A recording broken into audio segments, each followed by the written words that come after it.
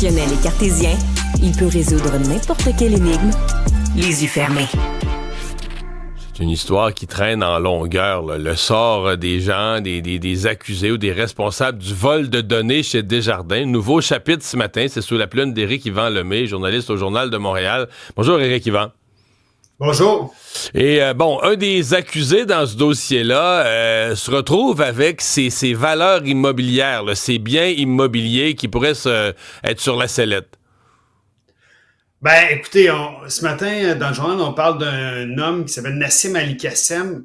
Cet homme-là a été accusé par la police de Laval d'avoir soutiré avec 2 complices 9 millions de dollars de clients de Desjardins. Et ce qu'on a découvert, c'est que dans les derniers jours, il y a eu des procédures en cours pour saisir 3 condominiums de luxe au centre-ville de Montréal. Ces condos-là ont une valeur de 3 millions de dollars. Et évidemment, ce monsieur Ali Kassem-là n'a pas les revenus pour avoir des condos de cette valeur-là. C'est 3 millions chacun ou 3 millions, 3 fois 1 million? Écoutez, le premier qu'il a acheté au mois de mars l'an dernier, donc en mars 2024, valait 1,8 million de dollars. Donc, c'est quand même de beaux condos. Puis les 2 condos supplémentaires ont été achetés au mois de juin, 2 jours avant son accusation. Et c'est des condos, ce qu'on en comprend, c'est qu'il souhaitait les relier l'un à l'autre. Donc, 2 condos à 1 demi-million chacun. C'est beaucoup d'argent et on comprend que selon les procédures... On se demande si ça a été payé avec de l'argent du crime. C'est aussi clair que ça, hein?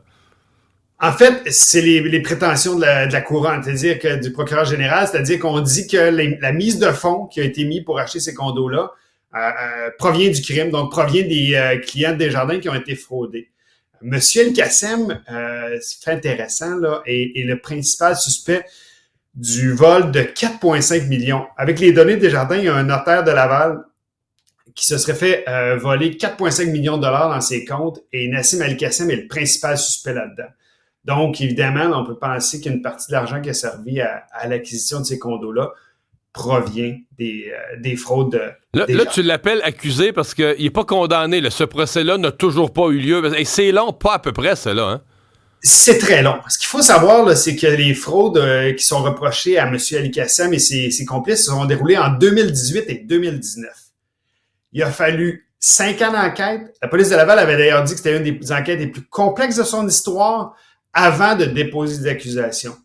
Et les accusations sont venues seulement en juin dernier.